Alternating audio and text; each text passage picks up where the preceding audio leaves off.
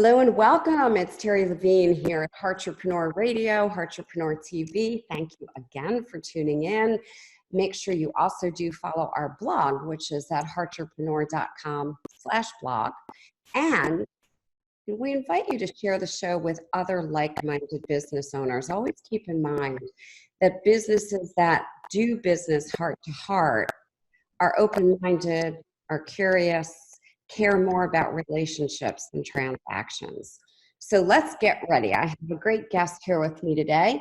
Alex Sanfilippo is the host of Creating a Brand, and that is a top 20 entrepreneurship podcast. So it's very important. Creating a Brand is a podcast. And what Alex does is he interviews successful leaders, he interviews experts on topics that matter to entrepreneurs and that also matter to you as a heartrepreneur. People who want to grow faster, not only personally, also professionally, while saving time and money in the process. And who doesn't want that? So today I want to talk to Alex quite a bit about creating a brand. And today together, we're going to help you accelerate your success. Alex, thank you for tuning in and joining me today. Terri, thank you so much. I'm really excited to be here with you today. I've been looking forward to this. Yeah, actually, me too. I'm so excited because many people talk about brands. And yet, I think when small business owners think of brands, they think they need to be like Coca-Cola or Pepsi, and They don't have the budgets to do that. They don't have the means to do that. So first of all, why is creating a brand even important to a smaller entrepreneur? Because it's what people are going to follow ultimately. And just to kind of give up the whole, like the end of this, if you will, each of us, we are our own brand at the end of the day. As an entrepreneur, you are the brand. That's what people are buying into ultimately. But I think that we have this idea that, like you're saying, we need to be like Coca-Cola or we need to be like one of these other big brands. I always use Nike as an example. We look at those things and say, okay, well, I'm not really a brand until I look as polished as they do or have the marketing strategy that they do. And the problem with that is they started from nothing. They were just a person that people liked at one point as well. They were somebody that was adding value, solving a problem for people. And they didn't start off as some massive brand the way that they look right now. I think that many of us, we discredit that journey of what that looks like. I just think that it's sad to see because some people never launch what they want to do because they sit back and say, well, I'm not a real brand. I don't look like that. But ultimately, each of us are that brand. And that's what we have to be focused on. So I need you to make one differentiation because I see this confusion. Logo, brand. Yeah, a logo is branding, I suppose, is what you could call it, but it's not actually the brand itself. Example, if Coca-Cola changed the way their logo looked, it might confuse a lot of us, but it doesn't taste any different. It's still the same product, right? That's just the actual branding behind what the brand has. So anything that you do like that, any logos you have, any designs, it's not ultimately the brand itself. That's the branding that goes into it. I'm glad you brought that up because many people assume that I'm a branding expert. I actually am not the best designer in the world. I sub all of that out. I'm great at helping people develop a brand for themselves. I'm so glad because people ask me all the time, well, where do I start creating a brand? Should I start with a logo? And I'm like, no, how do you create a logo when you don't even know what your brand is? True, right. Clarify. Yeah. So, let's say someone is listening who's newer in business. How important is it to launch with branding and understanding your brand versus launching and then saying, oh, now I'll figure out what brand I am? I mean, you have to be intentional. That's the first thing that you have to do. And again, being intentional doesn't mean that you have the polished logo and branding and great slogan to go with it and all that. That isn't needed at the beginning. What's needed at the beginning is you having a single focus, knowing exactly the direction that you're going in, where you want to take your company, what unique problem you solve and how you solve it. Knowing those things really well is far more important. But again, kind of going back to this, I think people get caught up, and this was me at one point, just to share transparently my story. I thought that I had to have the perfect logo before I could start. And I would spend, weeks working with designers because, again, I'm not a great designer, trying to figure out, okay, what does this logo need to look like? How can I do this to make sure that it's going to launch really well? And then before you know it, someone has already filled that gap, because if there is a need to be filled, someone is going to fill it. Your job is to quickly identify it and move into that space. So for me, I missed many opportunities when I used to think that I had to be perfect. I'm a recovering perfectionist, I always say. I thought I had to be more perfect than I am now. And my latest company, Creating a Brand, I didn't have a logo when I launched it. I used text and just put Creating a Brand. And that was it. Because I now know that the most important thing I can do is start solving the problem for the world instead of being so polished and clean before I actually do that. Does that make sense to you? It not only makes sense, I really hope the viewers and the listeners are really breathing that in. I say this to my client family members all the time, and this is just key advice. I really appreciate what Alex said. It is about knowing the result you deliver, the outcome you deliver, Mm-hmm. and then from that, you can become a brand. You've got to first hone in one focus, one goal. What is it we're great at? What is the outcome we can deliver? Wow, you just said something I preach day and night. We're very It's aligned. so true though. You know, some people, they have like the most, I've actually met people. I go to a lot of conferences. Actually, just this past weekend, I spoke at one. It's my voice is a little bit deeper right now than it normally is. I think it kind of sounds cool, but you know, I'm recovering. But I went over there and people were always showing me, look at this great website I designed and look at this. And my first question I asked them, I'm like, so what problem are you solving? Oh, we're working on a few different things we're going to help people with. So they did the opposite. They went the branding route first before creating the brand and finding out what their unique value was for somebody. And yeah, it looks fantastic, but it doesn't do anything yet, right? So there's no reason to, one, even if you're great at yourself, don't waste the time. But two, if you're not good at it, don't waste the money, right? It's better to start saying, how can I solve your problem today, where I am with what I have? I love that. How can I solve your problem today, where I am with what I have? That's great. Mm-hmm. I'm actually curious, what led you to get into creating a brand? How did you get down this path? I think it's because I made so many mistakes along the way. I did the opposite for such a long time. Like I said, that I decided that I wanted to help people take that first or next step in business, because I find that many of us, we get stuck because again, we look at these bigger brands and we're like, okay, you know, and maybe that's the goal for us. We say, I want to be that next really big company. And when you look at them where they are today, you're looking at some of their year 20, year 30, even year 50 and 100 and saying, okay, I want to be like that. Well, you can't discredit the journey that it takes to get there. Actually, a great tool that I love to use, I don't know if you've heard of this, but it's called Wayback Machine. You can go to waybackmachine.com and it'll show you an old version of a website. I actually used this in a presentation recently because I was talking to people that are wanting to further develop their brand. So I showed them Forbes, Nike, and I think it was eBay back when they first started. And it was used the same year that I started actually doing web development, because I did web development many years ago. I started when I was like 10 because it was so fascinating to me. And so I pulled those three websites because I was making better websites than them as a 12-year-old than they were making back then. But they just got their product out there. They had a unique service to offer and to help people with. So for me, it goes back to, how can I help people make that first or next step with what really matters, instead of getting caught up in the noise that so many of us get caught up in today? Because it is really easy. I'm not saying that what I'm sharing right now is just simple. It's hard to get in the mindset of, okay, I just need to add value and help people. It's easier to say, okay, I need to look like I can help somebody first, right? And I think that many of us get caught up in that. I'm so glad you're talking about that, because I really believe the most successful businesses I've worked with over these past decades are the ones that actually look at what is the problem that we solve, and everything they do focuses on that. And to be honest with you, some of the ones I've worked with, they don't even have a logo. And I'll say to people, how important is the Right. logo, right? We're not, and I'll go back to Coca-Cola for a moment. We're not gonna, or Nike, we're not gonna just show a swoosh and people are gonna go, oh, that's Nike. That's not what Right. we don't have those kinds of marketing budgets, and truly we don't need them. We need to solve a problem. I love that we're talking about this. Great. Now, Me too. I love this topic. This is fun. I can tell. I'm gonna ask you a totally different question. Okay, I great. tell you where I'm coming from. So I've been in this industry like 26 years, and I first started, and the name of my company was Comprehensive Coaching. I was primarily doing all kinds of coaching. And Okay.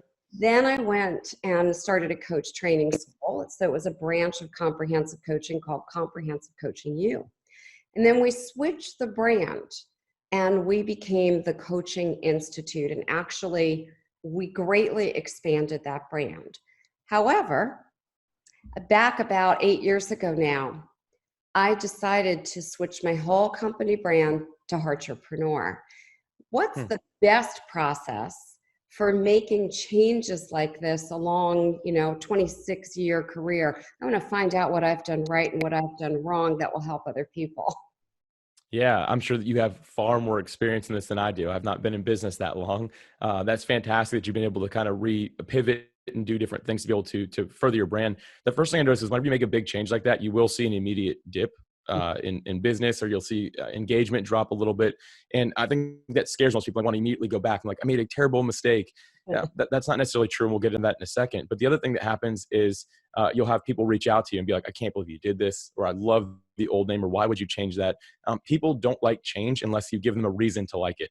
I've done this before, but like I've had people raise their hands if they say they don't like change, and everyone in the room will raise their hands. And I say, well, who would like it if I would add an extra $50 to your check every single day? And all of them raise their hand. I'm like, well, that's a change. You like positive change that you understand. You don't like change that is unknown and scary.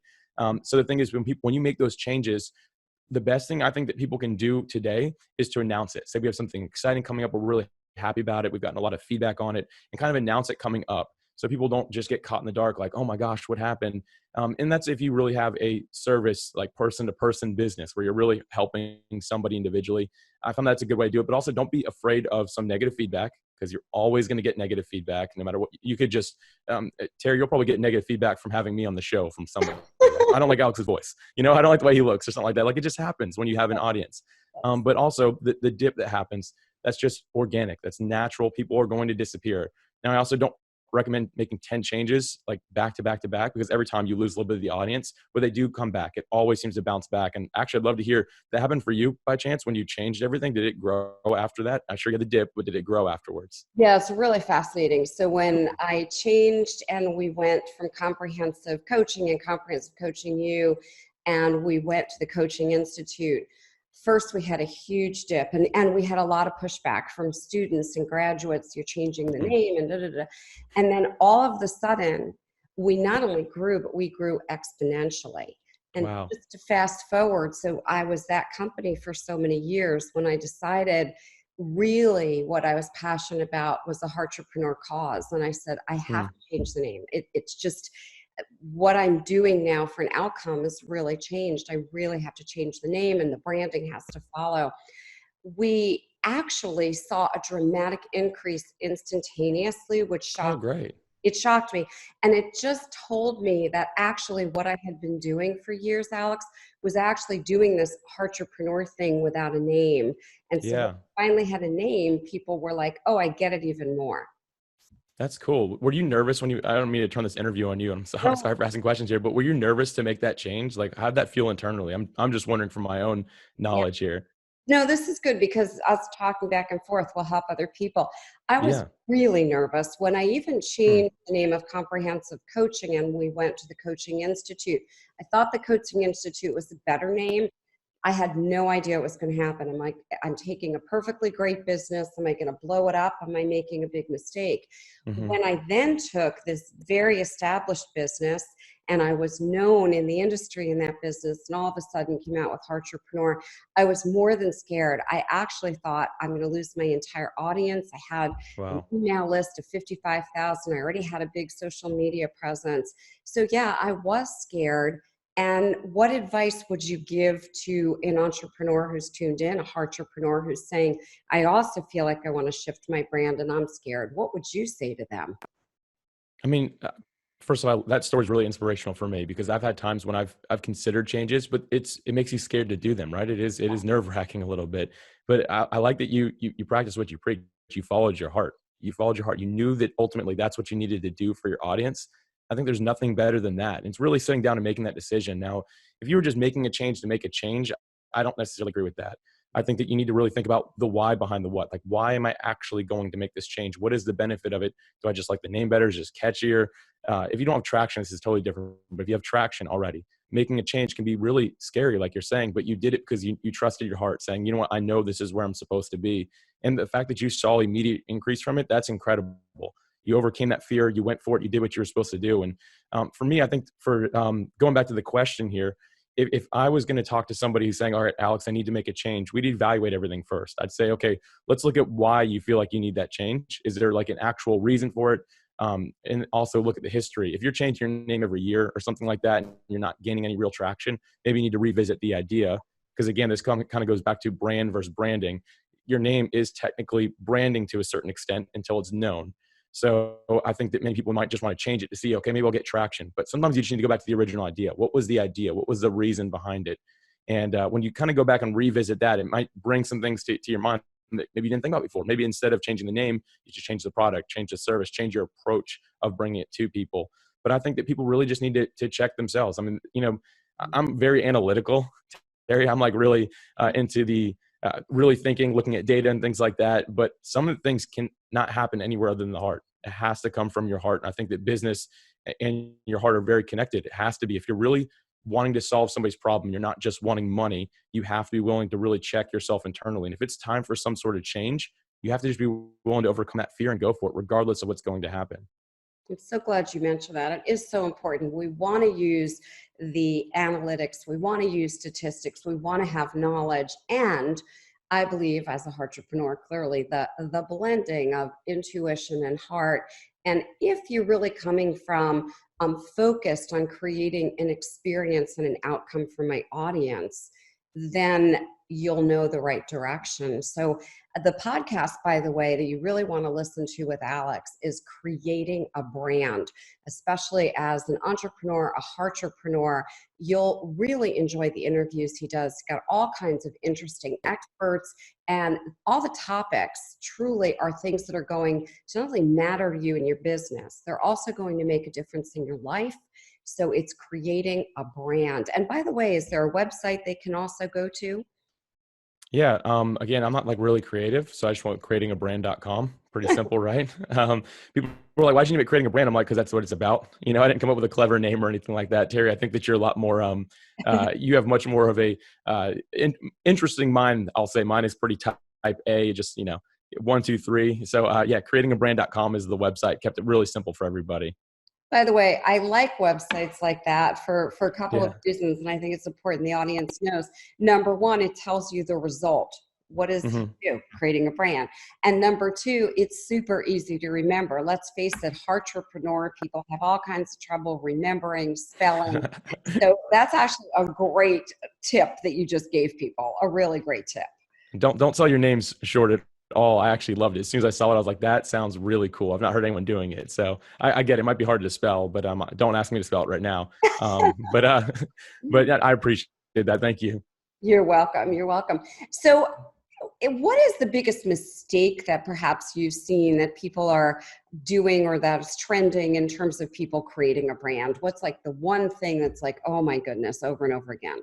Oh man, just one thing we're talking about here, huh? I've Sorry, got a Alex. handful. But, I think I'll start with kind of to keep on trend with what we're talking about here, and to kind of keep this conversation just moving along. I'll stick with finding the problem to solve is the hard thing for a lot of people. I find that entrepreneurs these days are, especially ones that are leading from the heart, have multiple passions. We have a lot of things that we can help people with, really, that we can help people with, and that we have a desire to explore further. And because of that, what we're doing is kind of broad. So we can help people with, their personal development, their time management. We can also help them grow a business, a blog, and also I'm great with pets. Pets. We can provide, but really when we start, it has to start with one thing. It can't be all over the place and be 10, 20 different things. You need to find the one problem that you uniquely solve and make it the thing that you do the best. And you can add more to it. Here's what I've learned is when you help somebody with one thing, they're going to come back and ask, what else can this person do for me? They want to know more about how you can help them. But if you really just put on your website, your branding, everything that you're doing, one thing that you solve, they'll come back for the rest. And even big companies are doing this on their website. When you go to their marketing, you can look at a company that does 100 different, they only sell one service on their website. And really, if you look at it and scroll through slowly, you'll notice it's like, wow, they're only talking about this, but I know they do X, Y, and Z as well. But the thing is, they've understood the power of intentionally solving that one problem that somebody has. So I think that a lot of newer entrepreneurs, especially the ones I'm talking to, when I'm helping them make that first or next step in their business, they're saying, okay, Alex, well, I got these 10 ideas. How do I get all 10 of them out there right now? And I say, you know what? Narrow it down to the one that's closest to your heart, the one that's most important to you right now, that you know that you're the only person who can really help somebody solve this the way that you can, and to go after that. So that's a long answer for you, Terri, but that's the one thing I'd bring up to people right now. Thank you. That's a great answer. We're so aligned. It's so aligned with what I say all day long to my client family members and people that I speak to at conferences, et cetera. Know the one thing, focus on that. And, I do many things, as you said, we're passionate and maybe a little bit of ADHD, who knows? It's somewhere in there, right? Right? Not diagnosed. I have client family members hire me for that one outcome.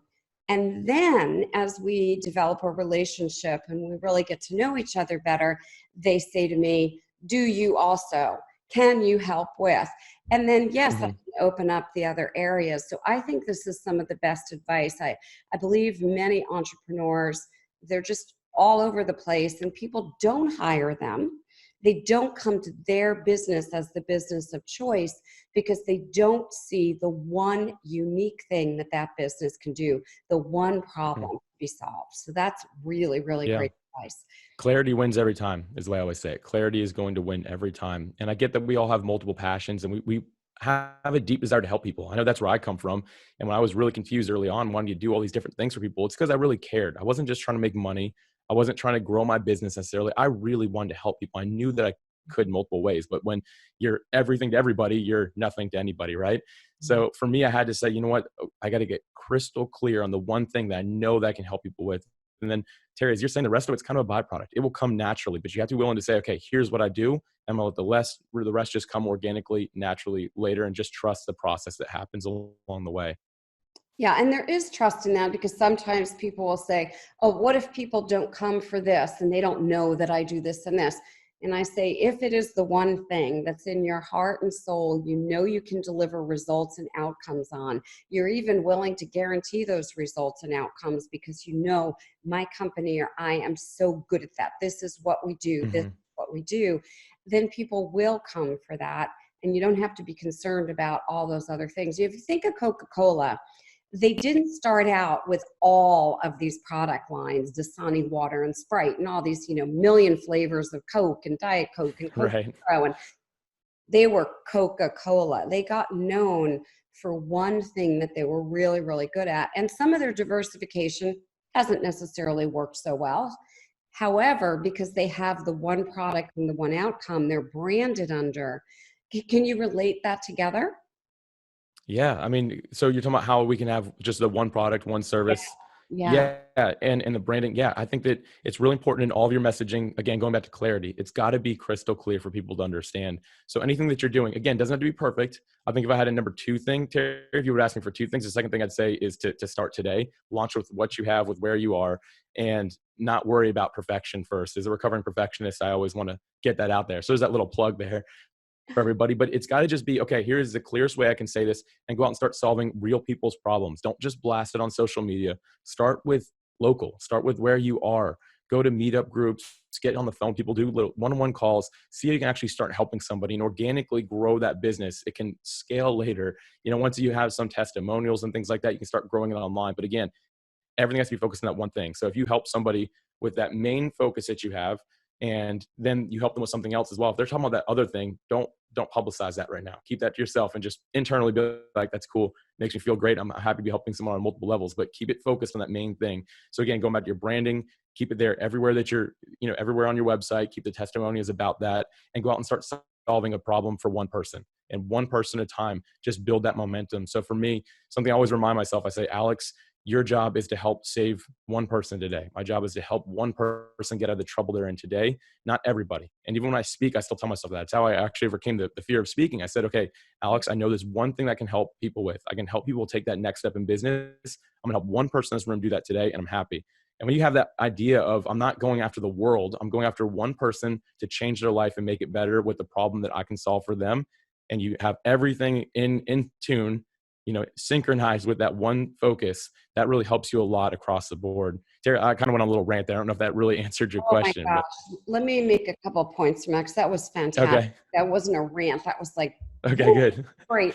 It's passion speaking. That's what it is. I love it. I love it. Well, the first thing I'll just piggyback on, when I started this business about 26 years ago, that is all I did. Now, people ask me all the time, well, how did you get 30 clients in 30 days? I said, literally by helping one person a day for 30 Mm, days. And I never asked anyone to hire me. I just every single day said, I'm going to go help someone today. And each day I was helping someone, just get one result, the one thing I was good at, one result, one result, one result. And over the period of 30 days, yes, I had 30 clients. Now, my focus has never changed. I do a lot of Facebook Lives and a lot of videos. And every single time before I do it, we're so aligned, Alex, I go, someone that I'm going to be speaking to in this video, someone needs the advice that I'm going to give. And I look into the camera and I literally am speaking to that someone. I know there's one person who's going to go, oh, that's what I needed. Maybe other people are going to say, oh, but that's nothing. That's a waste of time. I already knew that. I don't care. Every day, just like you, I wake up and say, I'm going to help one person solve a problem doing what I'm good at. I think that was just such key advice, not a rant. That was just Right. beautiful. Thank you for that. Yeah, of course. Yeah. Thank you for that. Let me remind the audience, it's so important. I really want you to tune in to Alex's podcast, Creating a Brand. It is so aligned. As you can tell, as you're listening and watching Alex, he is truly a heartrepreneur. He's so aligned. And I think he's actually quite brilliant and someone that you probably need in your business and your lives. And you can find more at creatingabrand.com, creatingabrand.com. So Alex, what's the last word of wisdom that you want people to walk away with? You have given us so much value. It's just such an honor to be with you. Yeah. Can I change the pace a little bit for this last one here? Sure thing. It's something I've been saying a lot lately that I think is just so important. Again, we look at these brands, we look at everything on the internet, which is, it's weird. We have access to the entire world now. You used to only see what was in your library or what was right in front of you. This goes back some years, obviously, but I remember like learning about things in a library. But now you just log online, you can see the greatest of the greatest right in front of you. I think that so many of us, we get discouraged by that when we're looking at it. It doesn't mean to be discouraging, but it can be for a lot of us. We look at it and we're like, man, I'm not that. And I don't know if I could ever be that, honestly. And I know that I've felt that way many times in my life. I had to come to this realization that each of us, we are created beings and we are made to create. And I've been telling a lot of people this, that we have greatness and creativity within ourselves. So you, the listener, the viewer today, you have greatness and creativity within yourself. Don't compare yourself to other people's journey. Don't compare yourself to other people at all.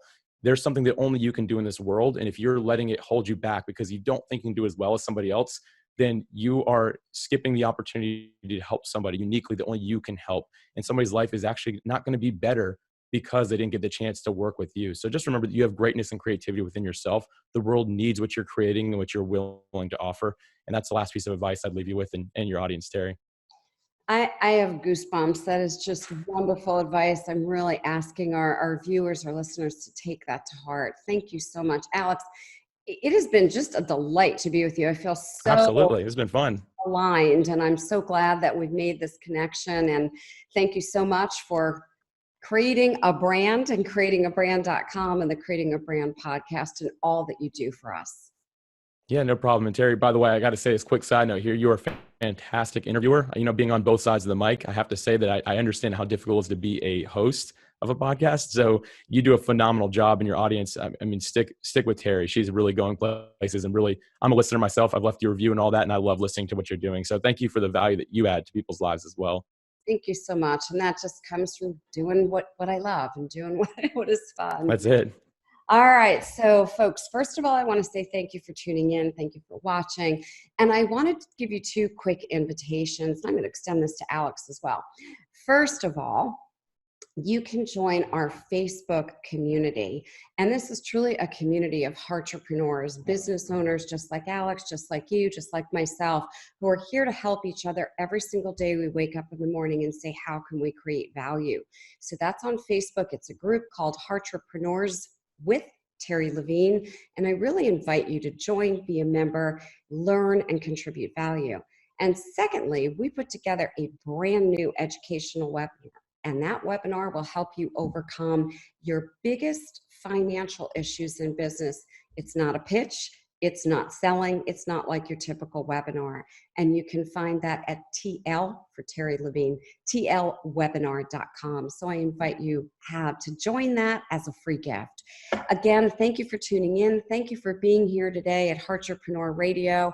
And make sure that you connect with Alex at creatingabrand.com. Thanks, everybody.